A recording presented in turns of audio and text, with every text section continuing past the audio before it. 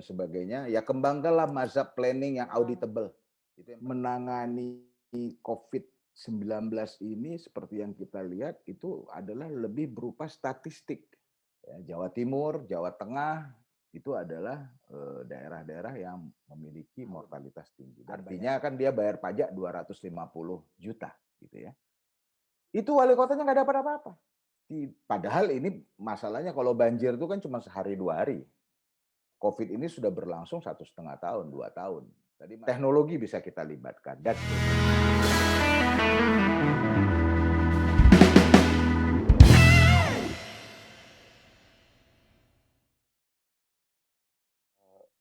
Kita hari ini beruntung Bang Gilal akan sharing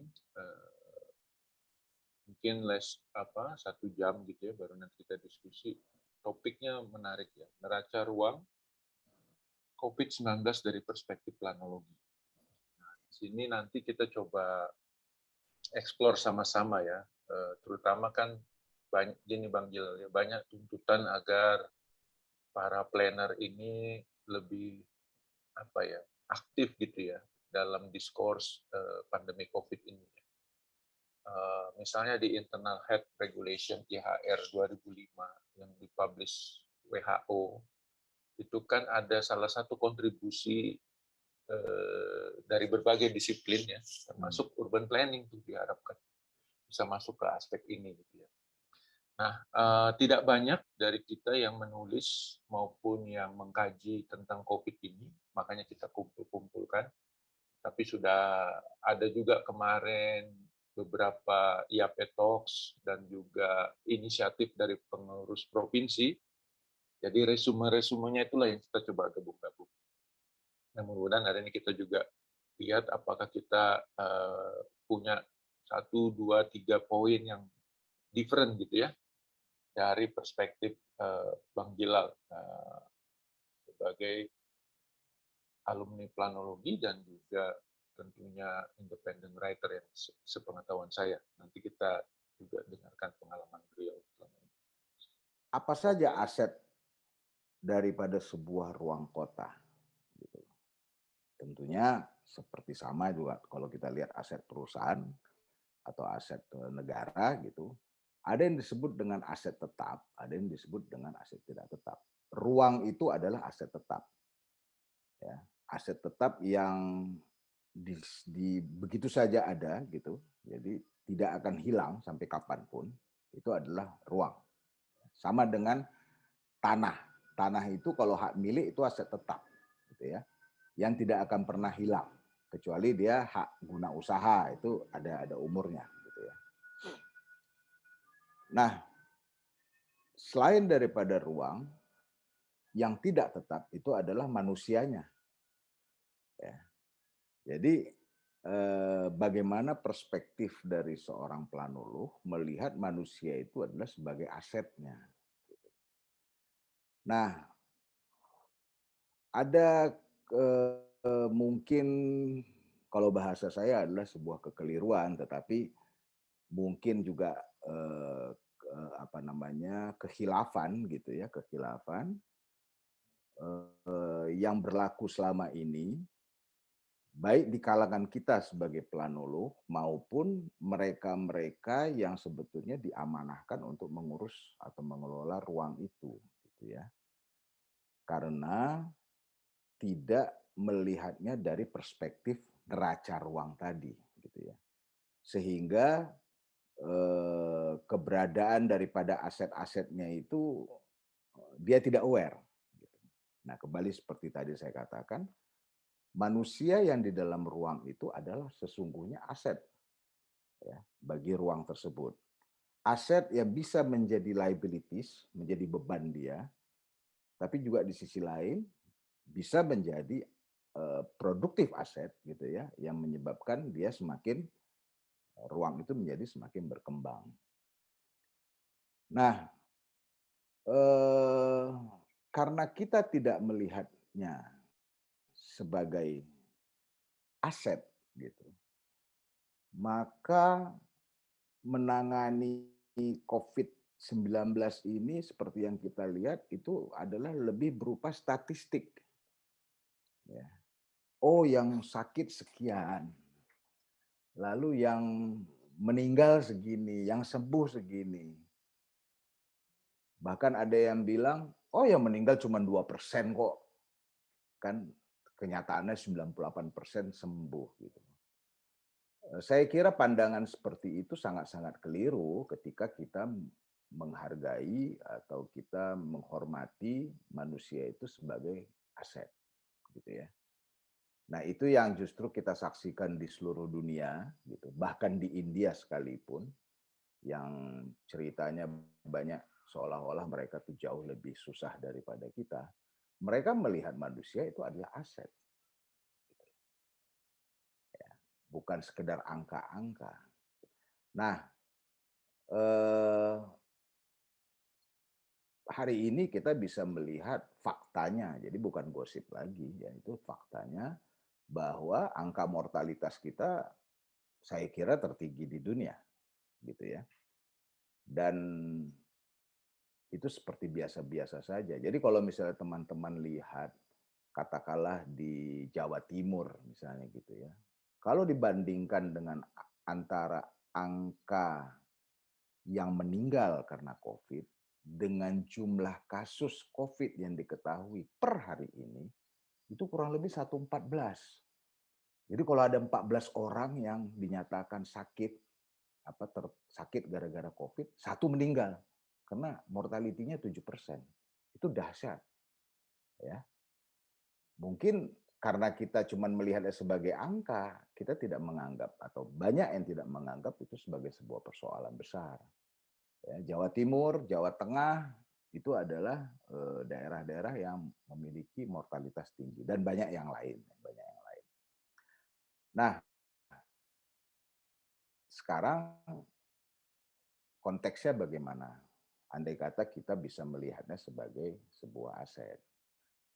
Sama seperti kita punya, misalnya katakanlah saya punya tas kerja gitu, bekas ya, tas kerja bekas gitu, yang saya pakai 5 tahun yang lalu. Kalau tidak saya hargai dia sebagai aset, begitu saya sudah tidak pakai lagi 5 tahun yang lalu, saya buang, ya kan? Atau diambil sama katakanlah ada yang mampir ke rumah terus ngambil begitu aja, saya nggak tahu gitu. Tapi karena saya anggap sebagai harta saya, tidak saya buang, saya masih simpan barang itu. Dan ketika dia tidak ada, saya tahu mana itu tas. Saya pasti tanya ini kepada istri saya atau kepada anak saya, mana tas itu? Nah, ketiadaan kesadaran atau pemahaman kita melihat manusia itu sebagai aset. Kita menganggapnya dia pergi ya sudah, biasa saja gitu loh. Ya, biasa saja gitu. Padahal yang ditugaskan atau yang menjadi kewajiban planolog itu adalah kalau bahasa firman Napitulu kemarin adalah mengkonten kehidupan. Bagaimana memastikan bahwa manusia yang ada di dalam situ gitu ya bisa menjalani kehidupan dia dengan sebaik-baiknya. Karena kalau dia sebaik hidupnya, tentunya akan memberikan manfaat bagi ruang kota ini. Gitu ya. Mas Andi Simarmata, dia hidup dia bisa hidup nyaman, kerja dengan baik, menghasilkan pendapatan gitu kan. Tentunya dia akan memberikan manfaat bagi ruang itu karena dia harus bayar pajak gitu loh.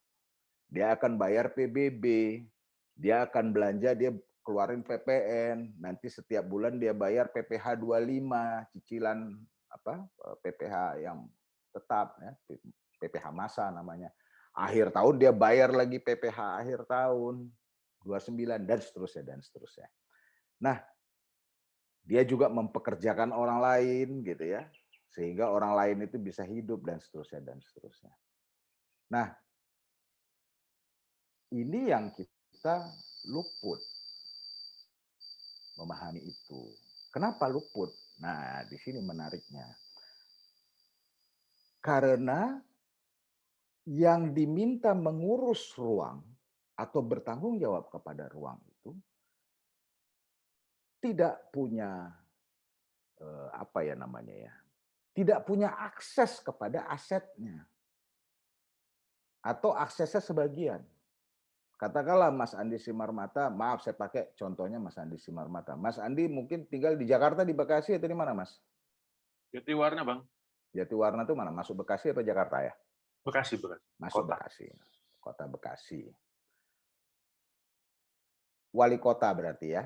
Nah, wali kota Bekasi itu bukan yang berkuasa terhadap aset yang namanya Andi Simarmata.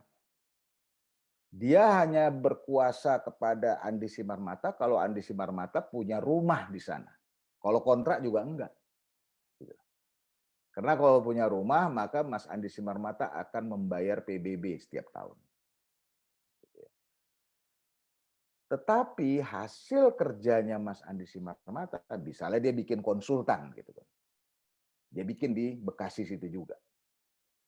Ya. Untung konsultannya ini katakanlah 100 miliar atau 1 miliar setahun gitu. Artinya kan dia bayar pajak 250 juta gitu ya. Itu wali kotanya nggak dapat apa-apa. Dalam situasi normal oke, nggak ada masalah. Gitu. Tapi ketika pandemi seperti sekarang, si wali kota itu harus mikirin Mas Andi. Sama dengan mikirin supir apa namanya pengemudi Gojek yang ada di situ gitu. Nah, dia cuma punya uang Rp1.000. Setiap orang yang mesti ditangani ini butuh Rp100. Mas Andi, pengemudi Gojek, penjual lotek segala macam ada 15 orang. Kurang uangnya. Karena kalau 1.000 cuma bisa 10 gitu. Ya maka dia mungkin harus memilih gitu kan atau harus menurunkan kualitas layanannya. Nah, ini semua ini selama berpuluh-puluh tahun atau sejak kita berdiri, planologi itu berdiri dan ada, agak luput dari pandangan kita, dari pemikiran akademis kita, gitu ya. Kita cuman berpikir bahwa bangun kawasan perumahan, jaga supaya dia menjadi RTH, bikin flyover, dan seterusnya, gitu. Tanpa pernah berpikir dalam konteks neraca tadi. Gitu. Nah, ini mungkin filosofi dasarnya dulu ya. Apa yang kita maksud dengan neraca ruang tadi. Sesuatu yang perlu kita perbaiki ya tentunya patut kita perjuangkan untuk diperbaiki. Gitu ya. Kita sulit untuk berbicara pertanggungjawaban lebih jauh, gitu ya. Seandainya yang dituntut pertanggungjawaban pun tidak tahu apa yang mesti dia pertanggungjawabkan. Lebih celaka lagi, kalau sekedar dia tidak paham, dia tidak tahu bahwa dia harus bertanggung jawab soal itu. Nah ini persoalannya menjadi runyam sekali di situ. Nah sekarang kita melihat kasusnya COVID. Gitu ya. Sensitivity kita terhadap persoalan COVID itu dalam konteks manusia sebagai aset ruang tadi, akhirnya tidak berkembang. Gitu. Karena kita melihatnya sebagai apa ya? Bukan sebagai beban, sebagai kecelakaan. Ya, kalau bisa cepet-cepet deh nih kayak banjir, kalau bisa cepet-cepet kan kita udah nggak bisa ngapa-ngapain kalau banjir, airnya naik gitu kan. Satu-satunya jalan adalah ya berharap airnya surut gitu loh, nggak mungkin mau ngapain lagi, udah banjir. Gitu. Jadi kita berpikirnya seperti itu sehingga padahal ini masalahnya kalau banjir itu kan cuma sehari 2 hari. COVID ini sudah berlangsung 1,5 tahun, 2 tahun. Tadi Mas Andi bilang mudah-mudahan tidak terjadi lagi. Oh ya, saya enggak yakin. Karena sejarah sudah membuktikan bahwa ini berulang terus. Seperti tadi di awal diskusi ada flu dan sebagainya yang pernah terjadi dulu gitu ya. Dengan interval yang terus semakin cepat. Oke lah, kita kembali kepada soal tadi. Ambil contoh, ya. Kalau kita betul-betul memiliki kesadaran manusia itu sebagai aset, tentu seperti tadi saya sudah contohkan dengan tas bekas yang pernah saya gunakan 5 tahun yang lalu gitu ya. Tentu kita juga punya kepedulian seandainya seseorang itu meninggal, pergi dan sebagainya. Nah, beberapa waktu yang lalu saya pernah ungkapkan dalam sebuah video sederhana bahwa kebetulan hanya satu-satunya daerah yang menyajikan data yang sangat detail, sangat lengkap itu DKI Jakarta. Ini nanti tuduh dengan politik ya. Dan itu saya juga dapatnya dari website. Jakarta memaparkan atau menyajikan angka pemakaman yang berlangsung di Jakarta, pemakaman umum ya, setiap hari. Gitu kan. Jadi saya sandingkan dengan angka kasus COVID dan juga angka kematian COVID. Sangat mengejutkan ketika puncak COVID itu terjadi pada bulan Juli kemarin. Kita semua ingat kebijakan PPKM darurat itu dimulai kalau nggak salah tanggal 3 Juli ya. 3 Juli sampai 21 apa 20 Juli. Itu yang pertama dulu. Nah, fakta yang saya lihat di situ, angka pemakaman di DKI Jakarta itu mencapai puncaknya tanggal 5 Juli. Mencapai puncak loh, bukan satu-satunya. Jadi dia naik terus puncaknya itu tanggal 5 Juli.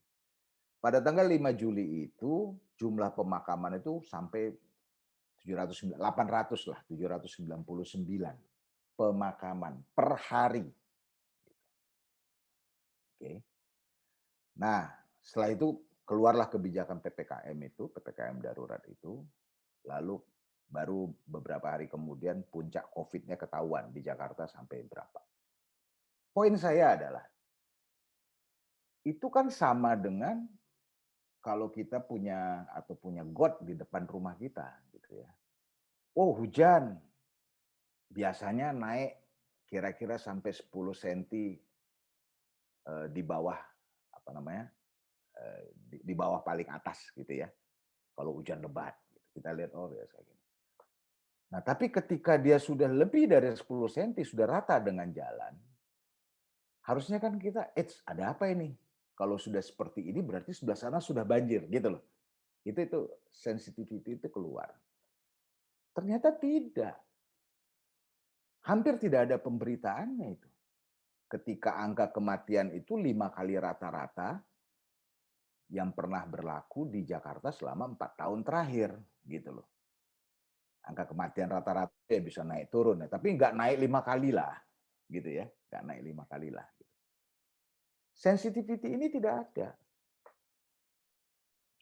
Nah, lalu saya bertanya, karena ada teman-teman ya, ada di Jawa Barat, ada di Bandung, gitu kan, ada di Medan, ya, ada di yang lain-lain lah. Gitu. Tolong dong, saya minta apa namanya, kalau punya saya dikirimin data tentang pemakaman di daerah Anda gitu ya. Semua yang saya tanya, orang daerah ya, kalau Jakarta nggak perlu lagi saya tanya karena udah ada kan di websitenya. Tidak bisa memberikan data itu. Nah, konteksnya adalah saya tidak berbicara soal COVID-nya yang paling utama. Saya heran bagaimana para planolog yang ada di daerah itu. Ya kan?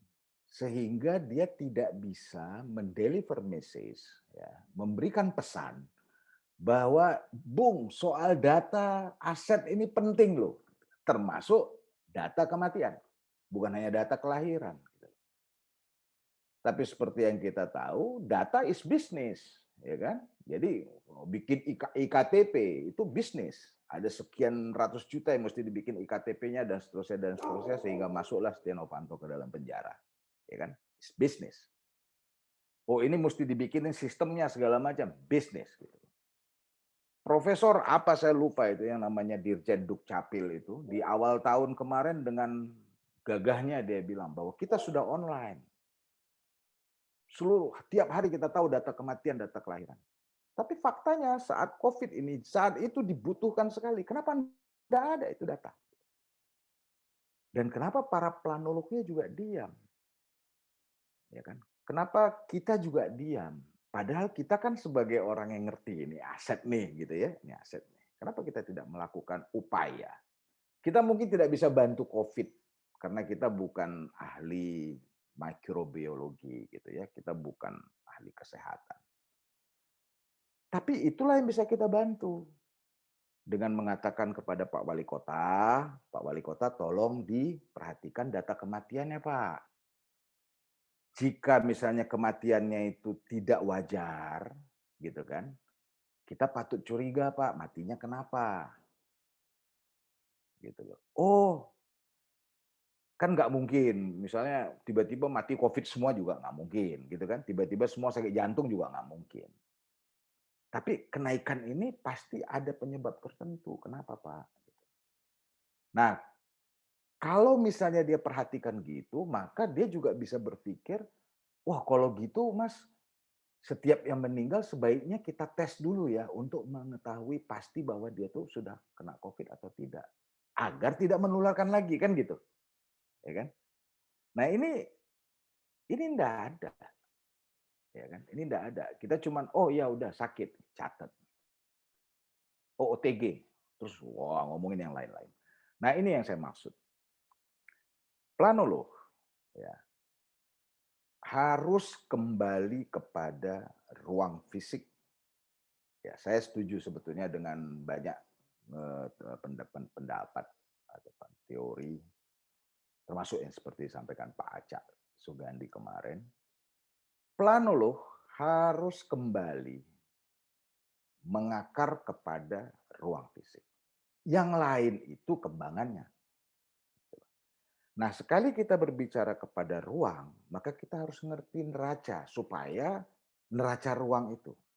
Supaya ruang ini tidak hanyut, tidak hilang. Ya. Nah, artinya kita harus paham apa yang menjadi aset, apa yang menjadi liabilities di dalam ruang ini. Dan dia adalah salah satu unsur paling pentingnya justru adalah manusia. Manusia yang bisa menyebabkan dia menjadi lebih hebat, tapi juga manusia menyebabkan yang bisa menyebabkan dia akan hancur terpuruk. Ya. Nah ini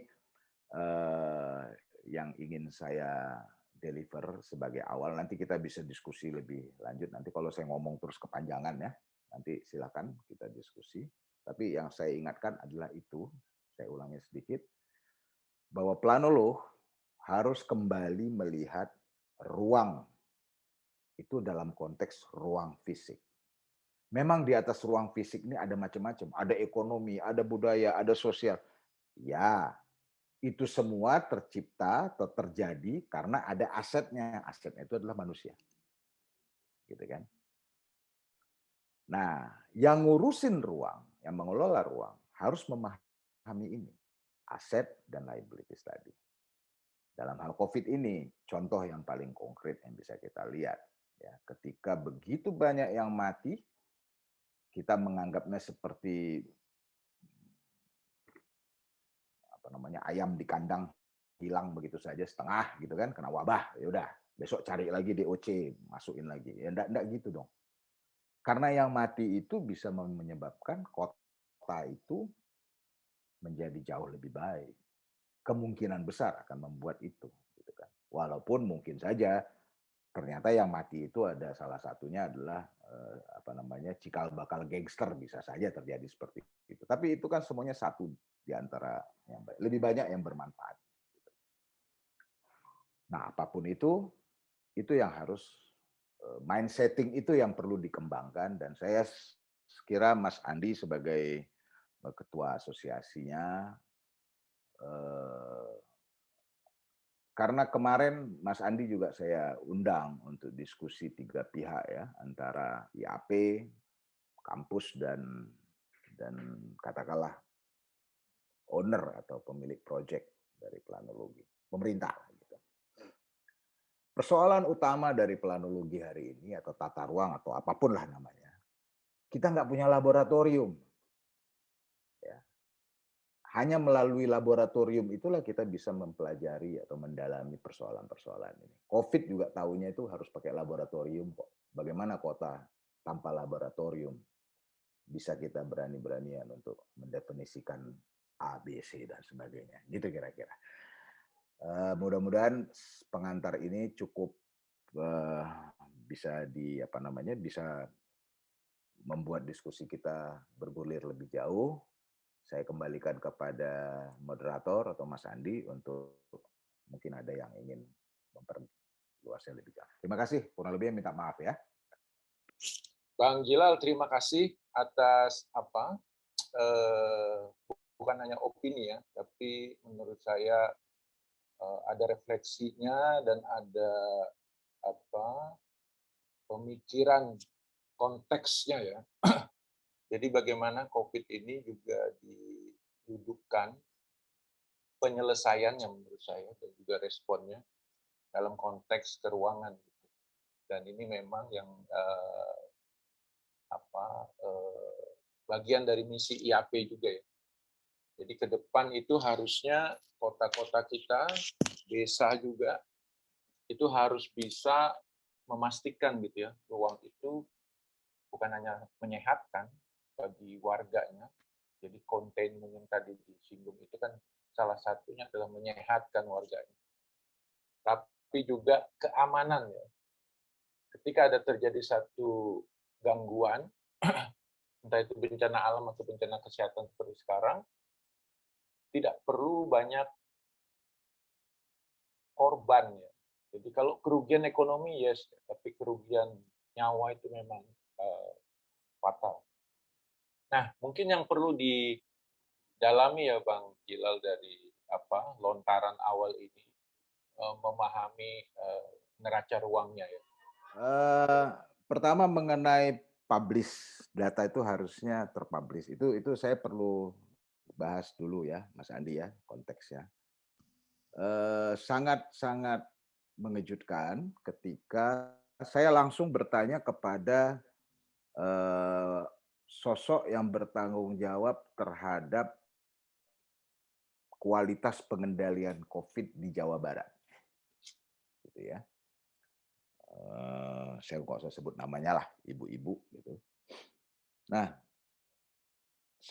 waktu itu setelah saya katakanlah menemukan keistimewaan data-data tadi, data-data Jakarta tadi, saya langsung bertanya kepada beliau. Saya bilang, Bu, ada nggak data pemakaman di Jawa Barat? Sebab sebelumnya saya juga menganalisa data COVID per kota dan kabupaten di Jawa Barat. Yang menurut saya sangat-sangat mengkhawatirkan, terutama di daerah-daerah yang jauh dari pusat, katakanlah jauh dari Bandung atau jauh dari Jakarta atau jauh dari Cirebon, gitu ya. Eskalasi angkanya sangat besar, walaupun kalau dilihat dibandingkan dengan Jakarta, Bandung mungkin kecil, tetapi karena di situ penduduknya cuma sekian, luas daerahnya segitu besar, tapi korbannya segitu banyak, itu adalah sensitivity daripada seorang planolog. Nah, yang mengejutkan adalah bahwa ternyata data itu, ini menurut si ibu, data itu tidak, ibaratnya dia tidak bisa dapat gitu, karena harus mendapat izin dari Menkes. Ya. Nah, kita sudahi dulu di situ, why-nya kita nggak usah bahas gitu ya. Tetapi pertanyaan saya adalah begini, kalau Mas Andi sebagai wali kota Cimahi, misalnya gitu, apa yang terjadi dengan warga Cimahi itu kan adalah tanggung jawab Mas Andi. gitu kan. Kenapa data orang meninggal di sini saya enggak boleh tahu? Gitulah misalnya sederhananya. Ya, ini kan sebuah kekeliruan yang sangat-sangat mendasar, gitu ya. Oke, sekarang kita balik tadi kepada pembahasan lebih lanjutnya. Kenapa ini perlu kita kembangkan pemikiran-pemikiran atau kesadaran ini? Karena planolog itu yang ditanya itu adalah ketika sesuatu terjadi di sana, padahal sesuatu yang terjadi di sana itu akibat ulah dari manusianya, kan gitu, ya kan? Ya. Nah, kita mesti masuk ke bawahnya, jangan bicara di ujungnya saja gitu loh. Ya, tetapi bahan dasarnya ya si manusia itu. Nah, disinilah pemikiran daripada neraca ruang yang saya sebutkan tadi, gitu ya. Begini, saya ambil contoh saja untuk bisa melihat, memahami apa yang dimaksud tadi. Seandainya kita membuka neraca, let's say RCTI, karena saya pernah bekerja di situ, mungkin saya lebih gampang ngomongnya. Ya. Dalam konteks korporasi, walaupun dibilang, oh sumber daya manusia, aset, dan sebagainya, sejatinya pemikiran kapitalistik menempatkan manusia itu sebagai expenses, not asset. Ya. Jadi kalau dia sudah tidak produktif, lay off, ganti, dan seterusnya gitu ya. Tapi ketika dia produktif, mahal pun kita bayar sebagai expenses. Expenses letaknya itu di profit and loss kalau di neraca itu. Jadi ada aset di kiri, liabilities, di bawah liabilities ini ada profit and loss. Gitu. Ya. Nah di dalam profit and loss itu ada income, ada expenses. Nah, expenses ini di sinilah letak daripada manusia di dalam korporasi. Jadi kalau di RCTI itu apa sih asetnya? Asetnya adalah tanah bangunan dia, tempat studionya berada, gitu kan. Lalu kamera dan seterusnya. Nggak pernah dicantumkan manusia, nggak ada itu dalam asetnya. Lalu liabilities-nya apa? Liabilities-nya itu adalah hutang jangka panjang, pinjam ke bank untuk bangun ini yang 10 tahun dengan bunga sekian, cicilan sekian, gitu kan. Lalu hutang dagang, sudah terima program dari Rampun Jabi tapi belum dibayar, itu ada di situ. Dan seterusnya, kewajiban. Lalu profit and loss. Tidak tertera di situ manusianya. Berbeda ketika kita bicara neraca ruang. Gitu. Ya, tidak ada satupun perencanaan ruang kota dan wilayah yang tidak menyebut berapa jumlah penduduknya. Karena itu adalah aset. Ya. Harta yang dimiliki ruang itu, yang selanjutnya dia bisa menghasilkan profit. Gitu ya. Tapi juga bisa menghasilkan beban. Gitu. Nah, ketika di sini lepas keberadaan manusianya itu tidak dipandang sebagai aset tadi, gitu ya, maka dia hanya bersifat eksploitatif, ya, bukan eksploitatif oleh penguasa ruang itu sendiri atau penguasa kota lah, saya anggap gitu ya, tapi eksploitatif terhadap pihak lain. Nah, di sini mungkin teman-teman bisa memahami, ya. Sekarang ini ada RUU yang sedang dibahas tentang pajak misalnya. Ya. Ada pemikiran pajak PPN itu dinaikkan dari 10% menjadi sekian persen, 12% atau berapa. Oke.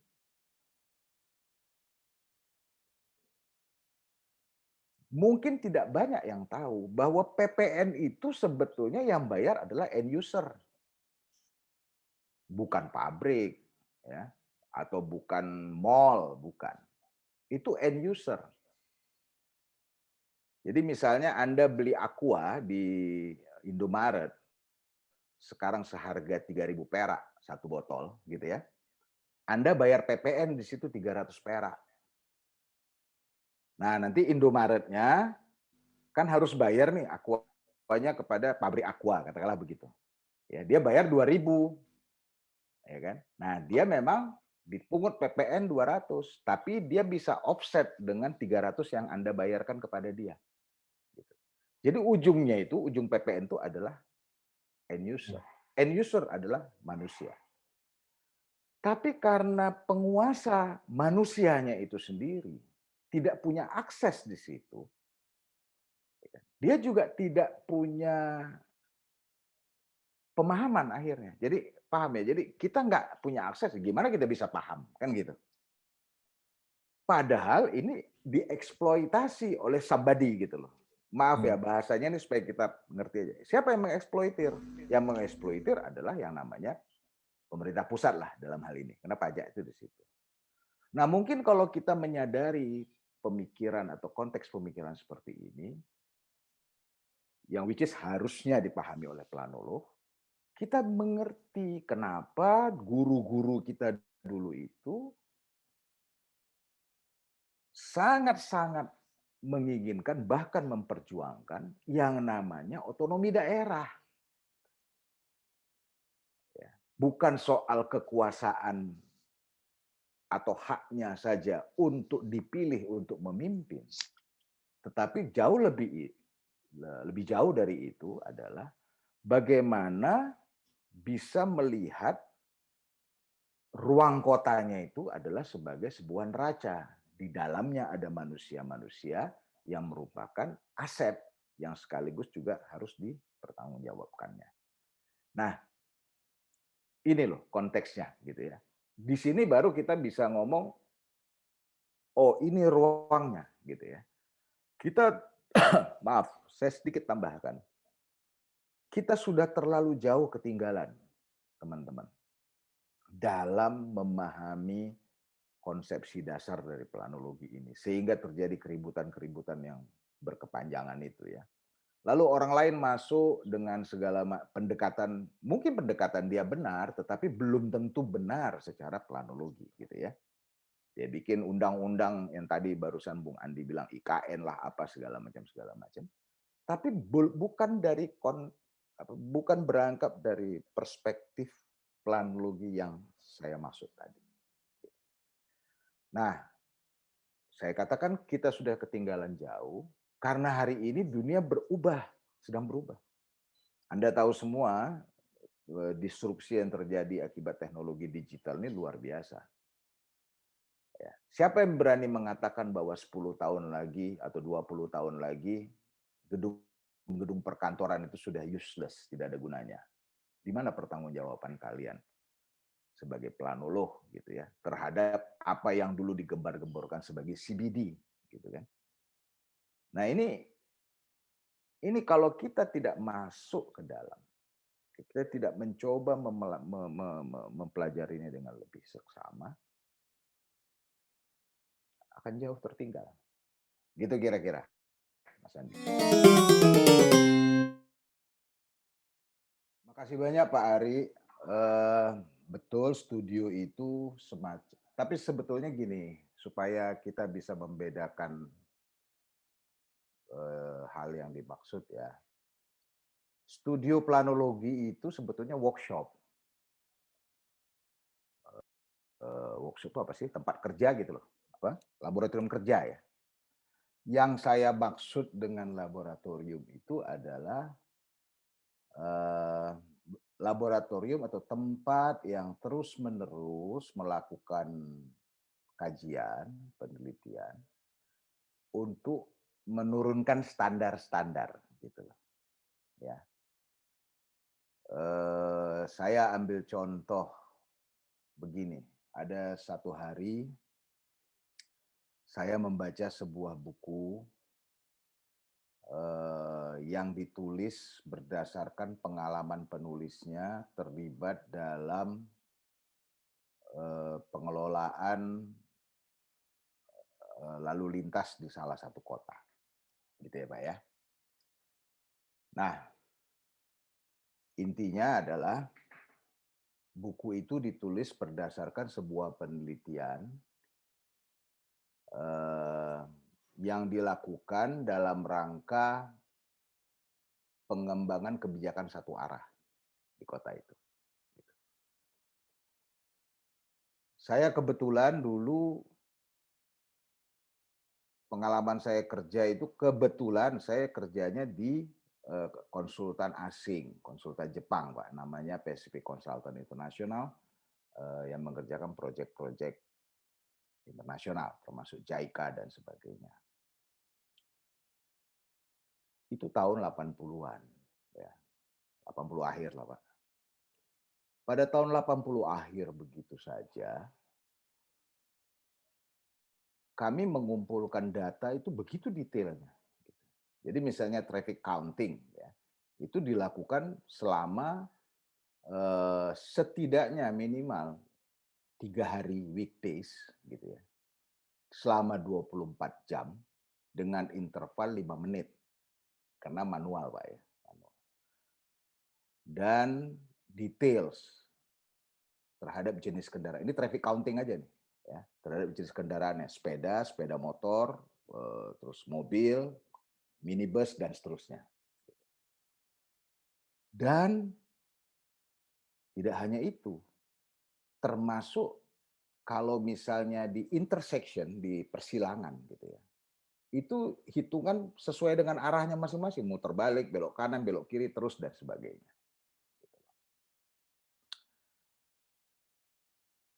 Semua data-data itu dikumpulkan untuk membangun sebuah pemahaman sebelum mengambil kebijakan bagaimana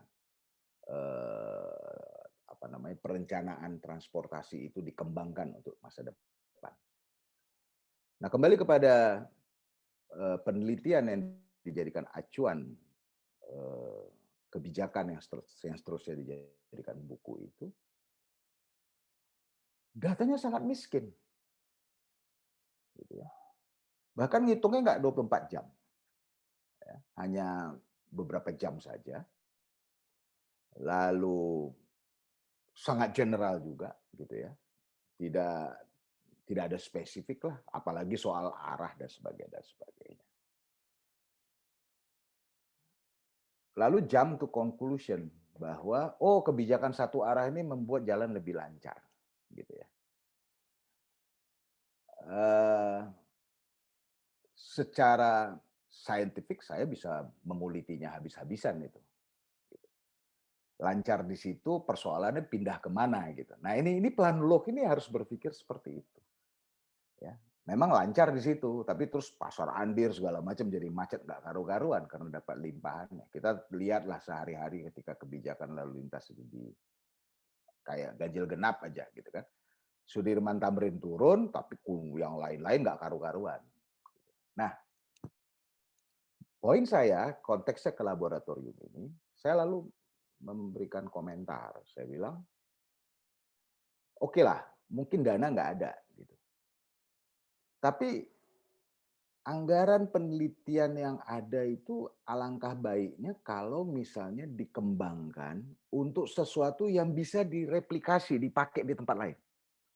Misalnya nih, katakanlah budget constraint. Ya sudah, coba dipakai untuk membuat rumusan kapasitas jalan gitu ya. Katakanlah jalan yang sama lebarnya 20 meter, andai kata di situ di kanan kirinya itu ada on street parking, bagaimana kapasitasnya? Andai kata di kanan kirinya itu berdiri bangunan-bangunan yang free akses keluar masuk, bagaimana gitu ya? Dibandingkan dengan satu ruas jalan yang tidak ada akses sama sekali kan. Jadi cuma satu akses saja. Kan banyak Pak ya ruko dan sebagainya itu yang kiri kanan. Nah, kesadaran ini bahkan tidak ada di kalangan planner yang mengerjakannya, gitu loh maksud saya. Ya, ya kita tahulah anggaran dalam membuat perencanaan proyek-proyek planologi di kita ini, saya nggak tahu sekarang, tapi saya dengar masih sangat-sangat terbatas lah, tidak mencukupi lah untuk mencapai apa yang diinginkan. Tapi tidak ada pemikiran untuk, ya oke lah nggak cukup, tapi ini bisa saya tabung untuk next, untuk next, gitu ya. Nah, ini yang perlu dilaboratoriumkan, itu loh Pak maksud saya, ya kan. Ini yang perlu dilaboratoriumkan. Makanya waktu itu saran saya, udah bikin deh laboratorium transportasi kota tersebut gitu ya. Jadi sehingga proyek ini dilakukan ya oke proyek, tetapi ada kontribusinya sehingga oh ada standar. Gitu. Rupanya begini loh. Misalnya masalah headway aja Pak. Ya, headway. Headway itu jarak antar kendaraan gitu ya. Headway itu ideal, ideal Pak ya. Teori standar di seluruh dunia itu adalah 3 detik. Not meter, Pak. 3 detik. Satuannya waktu. Karena tergantung speed. Anda 50 kilometer per jam dengan Anda 100 kilometer per jam, itu headway-nya beda-beda. 3 detik karena memberikan ruang respons dari orang ketika harus mengerem dan sebagainya dan sebagainya. Nah, tabrakan beruntun itu gara-gara headway itu biasanya. Tapi yang berlaku di Indonesia seperti apa? 1 detik, setengah detik, gitu ya. Karena kita kan orangnya nggak tertib lalu lintas. Nah ini kan problem, gitu kan? Problem yang carry over nih Pak. Dia biasa headway di dalam kotanya katakanlah 1 detik gitu ya, mepet gitu. Mungkin karena speednya masih rendah masih oke. Terus dia masuk ke jalan tol, kebiasaan tuh kebawa-bawa gitu. Kita nggak bisa sebagai planolog bilang, oh itu bukan tanggung jawab saya di jalan tol. Padahal orang yang masuk ke jalan tol berasal dari daerah yang kita rencanain gitu loh Pak. Nah ini kan harusnya dengan ada laboratorium tadi kita bisa ngasih tahu kebijakannya, bagaimana supaya bla bla bla bla bla. Teknologi bisa kita libatkan dan seterusnya. Nah ini yang saya maksud dengan laboratorium. Nah kembali kepada soal tadi, sosial, budaya, dan sebagainya, Pak. Itu ikutan, Pak. Karena manusia ini punya keinginan. Kita nggak bisa samain. Gitu ya. Saya teringat dengan eh, apa namanya salah satu eh, apa ya penjelasan ini terkait seni ya penjelasan Gunawan Muhammad ya ketika dia menanggapi seni jadi lukisan-lukisan Rusia. Jadi kalau Bapak mungkin pernah lihat lukisan Rusia itu orang Rusia detail sekali Pak, ya sampai semut pun tergambar, gitulah kira-kira. Tapi bagus sekali. Di istana ada 2 itu, di Istana Bogor, gitu ya. Tapi apa yang terjadi? Itu totality, artinya dia sudah mematikan ruang creativity dari orang yang melihat. Jadi yang kita lihat adalah itu. Nah sebaliknya, seni-seni katakanlah Van Gogh atau apa gitu ya, dia masih memberikan ruang Bapak menginterpretasi apa kreativitinya, menginterpretasikan cerita sendiri gitu, dari apa yang kita lihat itu. Ini saya ingin menjelaskan bahwa manusia itu macam-macam gitu loh. Kaitannya sosial, budaya dan sebagainya. Nah, tetapi tugas kita sebagai planolog itu adalah memastikan bahwa ruang bagi aktivitas sosial mereka bisa terjadi. Itulah yang disebut dengan kapasitas ruang. Kita tidak akan bisa mengerti mengapa Amerika misalnya memiliki Kennedy Center, ya, atau Singapura lah punya Esplanade gitu Pak ya, punya Esplanade yang kalau hitung-hitungan neraca keuangan nggak ada untungnya Pak.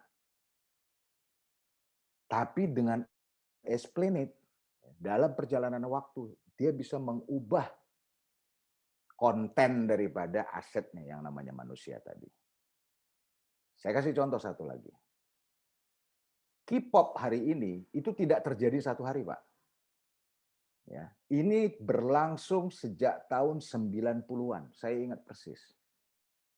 Ketika Korea mencanangkan revolusi budayanya ya dalam K-pop ini. Pertama kali mereka merancang arirang dulu. Kanal khusus kasus Arirang. Ya saya bisa cerita panjang lah, tapi intinya adalah ketika kita berbicara ruang, kita bukan berbicara company. Gitu. Ketika company, Bapak punya Starbucks gitu ya, atau Indomaret, clean Pak.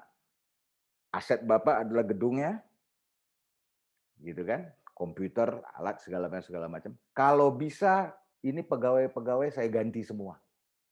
Nah, ini kan ekspektasi dia dengan diganti dengan teknologi segala macam seperti yang kita lihat hari ini dalam urusan jalan tol, Pak.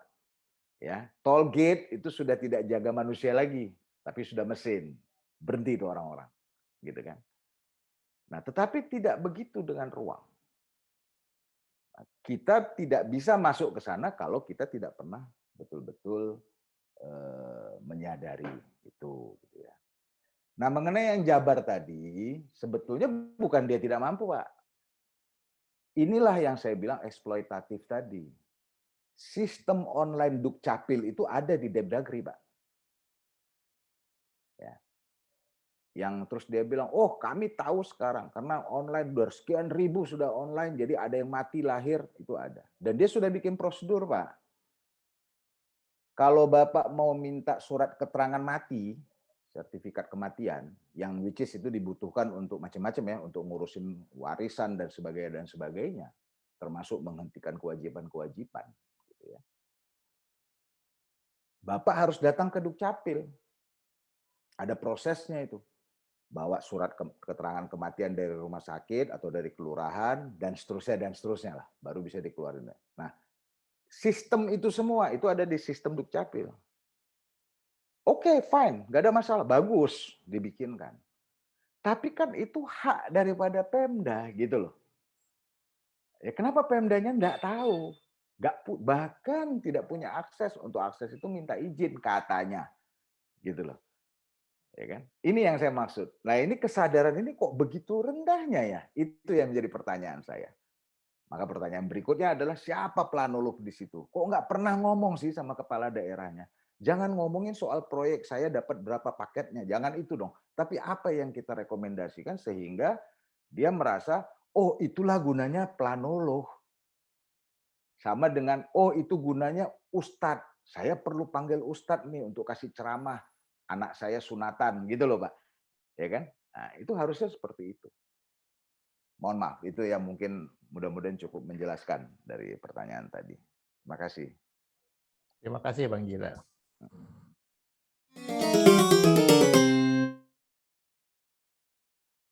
Satu-satunya cara kita mengetahui apakah orang itu tertular atau tidak hanya melalui tes. Tanpa tes Anda tidak bisa klaim bahwa sekian orang tertular atau tidak tertular. Ini clear ya. Jadi lewat tes kita tahu bahwa oke, positivity rate-nya berapa. Ya, hari ini Indonesia more or less sekitar 10 sampai 15% naik turun angkanya. Dan saya kira kalau misalnya itu bisa distandarkan untuk di daerah, kurang lebih juga begitu. Lalu apa persoalan di sini? Kalau kemampuan tesnya sangat rendah, tentunya Anda tidak bisa membaca yang belum dites itu apakah sudah tertular atau belum, kan gitu. Konsekuensi dari keterbatasan kemampuan ini mengular ke belakang. Kita mulai dari tes saja deh. Ini ada di tes 100 orang, oke, 10 orang positif. 10 orang positif itu 5 OTG, 5 perlu dirawat. 5 yang perlu dirawat, 3 isolasi mandiri, 2 masuk rumah sakit. Gitu ya. Lalu anggaplah yang dari masuk rumah sakit ini 1 sembuh, 1 meninggal. Gitu ya. Seluruh data itulah yang selama ini menjadi acuan kita, which is okay. Walaupun bocornya mungkin juga tidak pernah bisa diaudit. Gitu. Nah, jadi kalau misalnya tadi Bung Bernie bicara soal mazhab dan sebagainya, ya kembangkanlah mazhab planning yang auditable. Itu yang paling penting kok. Gitu kan. Kenapa saya bilang tidak bisa diaudit? ada orang yang meninggal. You belum tes dia COVID atau tidak. Dan dia meninggalnya di kampung. Kita nggak bisa apa-apa ketika keluarganya memutuskan untuk segera dikuburkan. Muslim pula, gitu ya, yang mazhabnya adalah perlu disegerakan pemakamannya. Kita tidak tahu dia COVID atau tidak, lalu dimakamkan oleh keluarganya yang menganggap dia bukan COVID, tanpa protokol COVID, tapi ternyata sebetulnya beliau COVID, gitu kan? Sehingga dari situ muncullah klaster-klaster baru dan sebagainya. Nah, Di-COVID-kan, bro, di-COVID-kan. Nah, ya itu that's another issue lah kalau soal di-COVID-kan. Saya bicara soal contoh ini, karena ini memang terjadi ya, Bernie ya. Jadi ada yang meninggal, saudara saya sendiri, ada yang meninggal, waktu itu rumah sakit lagi kacau balau, lalu rumah sakit mengatakan, oh ini jantung. Dibawa pulang sama keluarganya, takziah dan sebagainya, lalu dimakamkan pada hari itu juga, gitu kan. Setelah itu besoknya istrinya, anaknya, segala macam itu tertular semua. Alhamdulillah sih nggak ada yang meninggal lagi, tetapi penularan itu terjadi. My point adalah, kembali kepada yang tadi saya katakan, data yang dikatakan tidak ada oleh si ibu itu bukan data Picobar. Picobar sih ada semua. Yang datanya juga kadang-kadang nggak masuk akal. Hari ini naik 100, 200 yang meninggal, besok tinggal 10, 20 gitu loh. Data yang saya maksud adalah bagaimana kita mengaudit data ini. Kalau kita punya data kematian umum, maka kita bisa mengaudit. Seperti dilakukan oleh Jakarta. Gitu loh. Pemakaman umumnya naik 800. Kan langsung kita bertanya, biasa rata-rata maksimal 160. Kok ini 800? 640 tuh mati kenapa? Terus dicek yang mati kena COVID. Oh cuma 100-an. Berarti ada sekitar 400 lagi kematian yang lain. Kita nggak tahu ini kenapa gitu loh. Minimal memulai bertanya di situ dulu. Setelah dari situ, maka kita akan mencoba mencari tahu ke bawah. Mungkin baru ada pemikiran, oh kalau gitu kita perlu bikin small research. Supaya bisa melakukan assessment yang sering disebut sebagai apa namanya beta dan sebagainya itulah ya metadata gitu ya, metadata. Saya ambil contoh satu, Singapura. Ketika COVID menanjak di awal tahun kemarin, mereka resah terutama pada pemukiman migran. Ya. Afghanistan, Indonesia dan sebagainya, yang orang pindah ke sana bekerja sebagai buruh murah gitu ya, buruh murah. Vaksin belum ada, kemampuan rumah sakit terbatas. Lalu mereka berpikir bagaimana mengupayakan untuk meminimais resiko COVID di dormitory orang-orang pekerja-pekerja migran ini. Apa yang mereka lakukan? Lembaga penelitian mereka. Waktu itu belum ada rules-nya, belum ada belum ada acuannya lah, standarnya. Satu perkampungan kurang lebih 7.000 orang, gitu. Mereka bagi 3, bro. Bagi beberapa kelompok lah. Oke. Yang satu dikasih high dosis vitamin C, satu kelompok. Yang satu kelompok lagi dikasih nasal spray yang ke hidung itu. Oke. Lalu yang satu kelompok lagi mereka coba dengan ivermectin. Saya tidak bilang ivermectin bagus ya, tapi ini karena dia dengar kanan kiri kan dia cuma coba gitu ya. Lalu dari hasil riset kecil terhadap 7.000 orang itu, mereka ngambil kesimpulan. High dose vitamin C 70% masih kena COVID. Nasal spray 45% masih kena COVID. Yang dikasih ivermectin, ya, ivermectin plus apa, remdesivir atau apa gitu, itu 49%.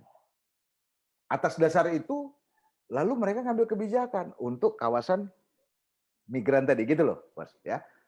Artinya we start everything from data, we start everything dari keinginan untuk research.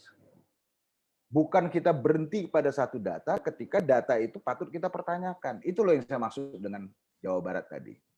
Ya. Jadi artinya yang saya pertanyakan itu adalah begini. Berapa orang sih yang kamu tes di Cimahi atau di Ciamis? Gitu. Nah, dari yang berapa orang yang kamu tes itu, terus ketahuan ada yang positif, dari positif ada yang sakit, ada yang perlu dirawat, ada yang meninggal. Yang you catat kan yang meninggal. Untuk memastikan data ini wajar atau tidak, berapa sih yang kematian di Ciamis per hari? Bandingin. Kalau naiknya sampai 5 kali, you patut curiga, perlu cepat-cepat cari jalan keluar. Itu loh yang saya maksud, bro. Itu satu ya. Lalu yang kedua nih, saya appreciate yang lakukan dengan teman-teman. Ketika kemarin COVID itu menanjak di Jawa Barat, ya, karena kebetulan juga saya bantu juga di Jawa Barat, gitu. Dan kita mengembangkan kebijakan PPKM darurat, lalu level 1, 2, 3, dan seterusnya. Saya sarankan, gerakkanlah ASN-mu sebagai duta, sebagai ambasador. You mungkin ingat ya, dulu waktu zamannya Orde Baru, ketika kita mau mempopulerkan keluarga berencana, ambasadornya itu adalah pegawai negeri. Nah ini gerakkan dong, you punya ASN untuk menjadi ambasador. Untuk menjelaskan PPKM ini di lingkungan rumahnya masing-masing. Kan udah lagi WFH gitu ya. Nggak jalan tuh bro. Jadi once you talk about the essence of the problem, orang mundur. Tapi kalau berbicara soal apa namanya image building dan sebagainya, everybody talk about that. Nah ini yang saya maksudkan, karena hari ini posisi kita sangat-sangat berbahaya, sangat-sangat berbahaya. Ya, Anda bisa bandingkan deh, semuanya data itu ada semua di Worldometers, ya, di kawal COVID dan sebagainya. Angka kematian kita itu masih sangat tinggi dibandingkan dengan kasus. Itu anomali, tidak terjadi dimanapun. Gitu ya. Kalau di tempat lain tuh kasusnya naik, gitu, kematiannya naik juga, tetapi lebih landai. Nah, kita cari tahu lah, ya kan? Kalau nggak bisa tes ya kita mesti cari solusi dong, kan namanya engineer ya, mesti pikir dong solusinya. Nggak mampu tes, bukan terus tiba-tiba biaya tes PCR standarnya diturunin dari 900.000 ke 500.000 setelah 1,5 tahun jalan. Terima kasih banyak Mas. Ini kaitannya aset bangsa tadi ya. Yang ya betul. Oke, ya ini menarik. Generasi saya, generasinya Mas Bernie dan juga beberapa teman lain di sini pernah mengalami perubahan kurikulum tambah setengah tahun ya, mungkin Mas Asof enggak ya, tapi teman-teman yang seangkatan deket-deket saya rasanya ngalamin ya. Waktu itu saya SMP, Mas Bernie mungkin sama dengan saya atau mungkin di bawah saya sedikit lah gitu. Yang saya ingin garis bawahi begini, penambahan waktu belajar setengah tahun itu suka tidak suka berimplikasi lah terhadap generasi yang mengalaminya waktu itu. Kita masih cuman ditambah aja pelajarannya. Jadi waktu itu saya kelas 3 SMP harusnya sudah sudah ujian gitu kan, bulan Oktober November gitu, akhirnya dipindah menjadi bulan April gitu ya, karena sekolahnya ditambah sampai bulan Juni. Nah, sekarang kita bayangkan ini pandemi sudah berjalan lebih dari 18 bulan menuju masuk tahun kedua. sebentar lagi mungkin kalau nggak ada selesainya ya udah 2 tahun. Selama rentang waktu yang 18 bulan ini, berapa banyak generasi kita yang ada di bawah, atau anak-anak kita, yang sebetulnya kehilangan kesempatan seperti apa yang harusnya mereka lalui, gitu ya. Memang harus dihadapi ini, tetapi kita cuma bilang, iya ini harus dihadapi tanpa pernah memikirkan apa yang kurang, apa yang semestinya kita sempurnakan dan seterusnya. Ya, mungkin bagi teman-teman yang baru keluarga muda yang lagi punya anak sekarang katakanlah TK dan sebagainya, anak Anda itu tidak bisa ke sekolah. Yang sebetulnya dia juga ke sekolah bukan untuk belajar matematik gitu loh. Ya, tapi dikembangkan oleh sekolahnya untuk siap masuk ke tahap berikutnya. Nah, ini salah semua orang sih.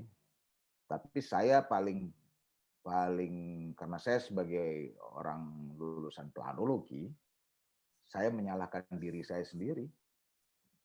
Menyalahkan orang-orang yang memiliki ilmu planologi. Kenapa mendiamkan aset-aset itu terbengkalai? Andai kata mereka besok berperilaku sesuatu 10-20 tahun lagi ketika gede, tidakkah kalian merasa berdosa? Itu loh pertanyaan saya gitu ya. Ya, saya menangis ketika melihat ponakan saya TK online gitu ya. Saya bukan mengatakan nggak boleh online, tetapi mikir dong supaya bagaimana caranya supaya pengembangan anak itu tetap berlangsung. Saya kasih clue deh, nanti dibilang AA nggak mau bagi ide gitu, bagi ide. Saya bilang itu kepada orang yang ngurusin pendidikan, khusus untuk TK yang you ajarin, yang Zoom itu orang tuanya. Pindahin tuh kewajiban ngajar kepada kepada orang tuanya. Karena tadinya kan orang tua menitip tuh ke sekolah gitu. Balikin ke dia. Jadiin dia asisten yang ngajar di rumah. Bukan anaknya di screen gitu. Tapi kan pemikiran-pemikiran seperti ini pemikiran planolog ya. Sorry to say. Hanya gara-gara saya planolog saya bisa berpikir seperti itu. Nah pemikiran planolog yang nyeleneh gini kan terus dianggap, wah dia gini-gini segala macam. Nah ini akibat apa? Akibat kita selalu mendiamkan hal-hal yang sebetulnya keliru atas dasar entah apapun lah namanya, dibenar-benarkan gitu. Tugas planolog itu harus bisa mengaudit kerjanya. Gitu. Anda harus cepat introspeksi apa yang Anda lakukan, udah benar apa belum. Berhenti tepuk tangan selesai. Kita mesti tanya, apa kekurangannya ini? Makanya saya selalu mengatakan, sekalian closing statement ya, seorang planolog yang benar adalah ketika selesai dia melakukan sesuatu, dia bisa melakukan disclaimer terhadap hal-hal yang belum tercakup dalam studi atau perencanaan dia. Dan juga terhadap siapa-siapa saja yang masih terabaikan. Karena tugas tanggung jawab Anda itu terhadap semua. Termasuk orang yang tinggal di bawah kolong jembatan, bukan yang tinggal di penthouse saja gitu loh. Ya. Termasuk orang yang di dalam penjara karena membunuh anak istrinya. Itu adalah tanggung jawab planolog. Nah, jadi planolog yang benar itu adalah pada saat selesai dia mengerjakan sesuatu, dia bisa bikin disclaimer. Saya belum mikirin Pak Bernie di sini. Nah, gitu loh. Ya, saya belum mencakup soal sampah plastik. Kalau Anda berani mengatakan, maka Anda akan berhenti untuk memuja diri. Ini yang bahaya ya. Orang-orang yang sebetulnya dia gamang dengan apa yang dia kerjakan, maka dia akan sibuk dengan pemujaan diri, image building ya. Iklan tuh perlu. Saya dulu kerja di iklan. Ya. Tapi iklan tuh harus nyambung sama isi. Kalau nggak nyambung, nggak laku tuh barang. Gitu ya. Jadi ini kebetulan saya punya ilmunya di situ. Terima kasih banyak. Mudah-mudahan bermanfaat ya diskusi hari ini. Tapi AA, thank you komennya. Tolong sampaikan kepada teman-teman di sana. Saya tidak mengatakan bahwa datanya jelek. Data itu data yang ada. Kita perlu auditnya untuk komparasinya. Terima kasih.